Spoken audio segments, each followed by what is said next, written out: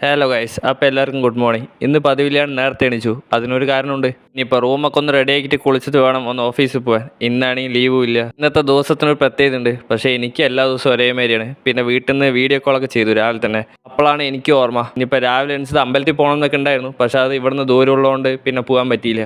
അതുകൊണ്ട് റൂമത്തെ പരിപാടിയൊക്കെ കഴിഞ്ഞ് ഓഫീസിലെത്തി. ഇനി ഓഫീസിലെ വർക്ക് തുടങ്ങി. അത് തുടങ്ങിയാൽ പിന്നെ ഒട്ടും സമയം ഉണ്ടാവില്ല ഒന്നിനും. വർക്ക് തുടങ്ങിയതേ ഓർമ്മയുള്ളൂ. പിന്നെ മൊത്തം ബിസി ആയതുകൊണ്ട് ഉച്ചയായി. ഇനിയിപ്പോൾ ഫുഡ് കഴിക്കാനുള്ള ടൈം ആയതുകൊണ്ട് പോവാണ്. പിന്നെ പുറത്ത് നല്ല ചൂടായതുകൊണ്ട് വെള്ളം ഇല്ലെങ്കിൽ പറ്റില്ല. അപ്പോൾ അതുകൊണ്ട് പോവുക. പിന്നെ റൂം എത്തിയതും ഓർഡർ ചെയ്ത സദ്യ എത്തി. പിന്നെ സദ്യ കൊണ്ടിരിക്കുമ്പോഴേക്കും അടുത്തൊരു കൊറിയർ വന്ന് വിളിച്ചു. പിന്നെ അതും കൊണ്ടുവന്ന് അൺബോക്സ് ചെയ്തുകൊണ്ടിരിക്കുകയാണ്. ഇതാണ് പിന്നെ നാട്ടിൽ നിന്ന് കൊടുത്തയച്ച് വിട്ട കൊറിയറാ. പിന്നെ അതും തുറന്ന് നോക്കിയപ്പോഴാണ് അതിലൊരു ഷർട്ട് കണ്ടത്. ഈ ഷർട്ടാണ് ഈ ഒരു സർപ്രൈസ് ഗിഫ്റ്റാ. അനിയത്തിയും അച്ഛനും അമ്മയും കൂടെ എടുത്തു തന്ന ഒരു ഷർട്ടാ. കാരണം ഇന്ന് എൻ്റെ പിറന്നാളാ.